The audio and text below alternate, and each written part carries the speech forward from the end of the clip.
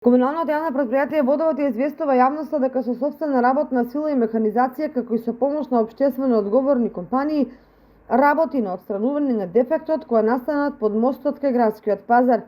Сите екипи на сектор Водовод и канализација и градежната оператива од утрово се на терен и работат на целосна дефектажа и брзо отклонување на проблемот. Вчера некаде попладне околу 16-17 часот пукна главна цевководна мрежа со водата од висока зона од фабриката за вода. Така да без вода остана западниот дел на висока зона, тоа е Варница, Белско мало, Бели. Отсабајали сме веќе на терен со 2 машини, успеавме да го лоцираме проблемот, старата цевка веќе е извадена.